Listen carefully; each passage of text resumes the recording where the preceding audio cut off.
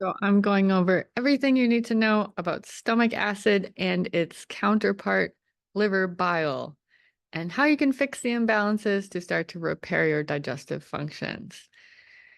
Please share this with someone you know who might be struggling with reflux or digestive issues. I'm Sienna Songbird, founder of the Liberate Your Liver movement and passionate about finding out what our bodies are truly capable of. So, this topic of stomach acid seems to be a hit topic lately. I keep seeing it coming up in my feed, and I've had some requests, so I want to share what I know at this point on this topic. So, let's get into how our human digestive system works. It's kind of interesting. You maybe wouldn't imagine why is it quite so complex? I'm not sure. But we have all these different components that work together and create these feedback loops that we need to be working properly. Otherwise, one thing after another starts to get out of whack. So, how it is ideally supposed to work is that we have stomach acid produced in the stomach. That stomach acid, when it's produced, has a pH of 0.8, which is extremely acidic. This is a scale, I guess 0 to 10, 10 being the most alkaline, and 0 and 1 being the most acidic. And they are adjusted in orders of magnitude. So it's not just like they're like if it's I forget if it's to the 100th that every time is doubled. But it goes up really dramatically. So when the bile then mixes with your stomach contents and food, it might go up to a pH of 2, but this again is still extremely acidic. Remembering that like our blood pH is around 7, 7.2 or 3. So that acid in the stomach helps to break things down, digest, start to break down proteins and things. But only the stomach really is capable of handling that high of acidity. And so after the stomach, after the contents leave the stomach, they go into the duodenum. And this is where the gallbladder and liver, so the bile is created in the liver, stored in the gallbladder. And if the food needs it, if you have a big meal, and the meal has been acidified by the stomach because there's fat or protein there, then the gallbladder will be stimulated to release bile. And the bile is, on the other hand, extremely alkaline. And so this is kind of like you can think of like if you've ever done a science experiment and mixed baking soda and then poured vinegar onto it and it just like explodes and it sizzles, right? And this sizzle is like really where the magic of the power of our digestion happens. And that's where things are really broken down. So these two components actually neutralize each other because one is highly acidic, the other is the opposite, highly alkaline. And so they neutralize each other. If there is not an alkaline bile to balance out the acid, what happens? Well, we might get ulcers, duodenal ulcers, burning down the rest of the digestive system, which what the body will do to protect itself will create loose stools often. So that can be a sign that your acid is not being balanced by the bile. Of course, there's other reasons for loose stools, but that's definitely an important one to keep in mind. So as you can see, there's a feedback process. And so this is why, we have there's an epidemic happening of low stomach acid. But part of the reason is not just that we aren't taking in the right amount of minerals to build our stomach acid, but that when the bile starts to be reduced in its capacity because the liver is congested, then there's not enough bile to neutralize the acid, and the body is smart, and so it starts to produce less acid. And so there's this feedback loop. As the liver gets congested, it shows up upstream in the stomach not producing as much acid. And then we're just not doing well with our digestion at this point. And of course, also as the acid drops in the stomach, we don't have as much of a protection against pathogens coming in, because that is one of the ways that the body is protected is actually with this acid.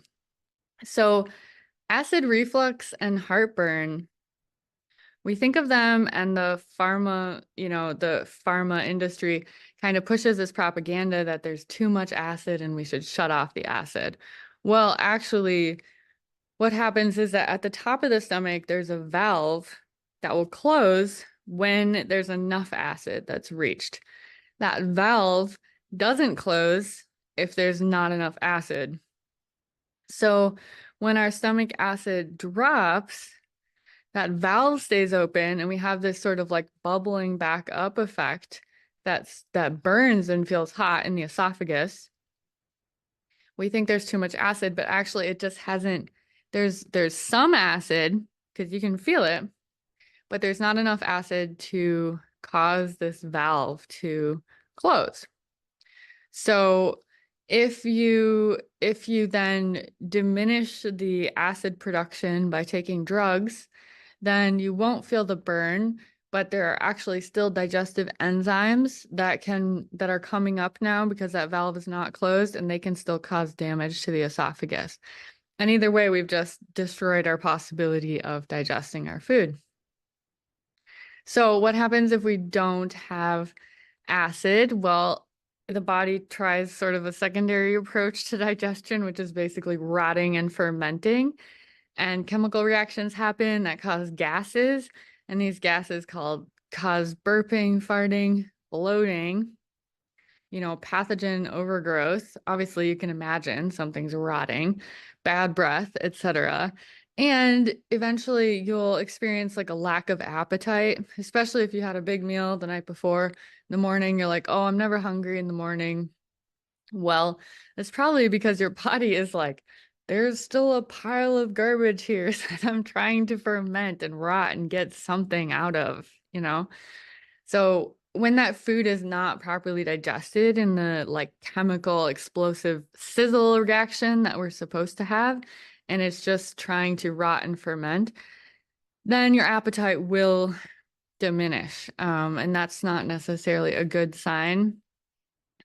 And it can be, you'll notice that as you improve the acid and the bile flow, that your appetite should improve as well. So if you have too little stomach acid, this will also cause constipation because, again, the balance of the two helps it to move through the digestive tract. Whereas if you have too much acid and your bile flow is like completely not flowing, then it'll be so acidic that the body will just try to get it through as fast as possible so that you don't get any ulcers or burning there. So what can we do about it? Well, it's actually pretty easy to help support the body in building more stomach. Well, first of all, you can supplement so that you are actually digesting your food and your minerals. And as you actually digest your food and minerals, then your body will be able to improve its production of stomach acid. However, the big caveat is that, again, this feedback loop we talked about, right? If your bile flow is all blocked up, the body will be too smart. It will override, and it just won't make as much acid. So you may still be supplementing acid. You may be sort of helping digest, but again, that balance isn't there. So you want to think about ways to support getting the bile flow going at the same time as supporting the stomach acid. You'll find people with heartburn and reflux actually improve they improve immediately when you start adding acid, as opposed to, again, taking away the acid. And it's pretty easy to, find out how much betaine HCl, hydrochloric acid, is what you want to supplement with. You can also use apple cider vinegar to some degree to sort of bring up the level of acidity of the stomach contents when you have a meal. But HCl is what the body makes, and that's going to be the best match to help that. So, but if you are supplementing HCl, just make sure that you're also supporting bile flow. And there's a variety of ways to do that. One is with beet juice, beet kvass. There's also some beet supplements that include apparently the tops of the beet are really, really good for this specific process. So that would be something to look into if you're interested. There's a product called Beet Flow by Empirical Labs, and you can get HCl pretty easily over the counter. Most stores have it. Try to get just HCl, not with the pepsin. That way you're going to be able to calibrate to what dosing you need. If you do need more help about this, you can reach out. But just remember that you do want to be working towards getting the liver bile ducts open, decongested. The best way to do that is really a liver flush. Coffee enemas can help in a pinch and sort of buy you some time. But the liver flush is king for clearing that out and getting bile flow back to its optimal levels. So just make sure that you keep these two in mind and that there is going to be a feedback loop with these two. So I hope that was really helpful for you. If you want, please share it with someone who you think might benefit, who might be confused about the stomach acid thing in regards to reflux or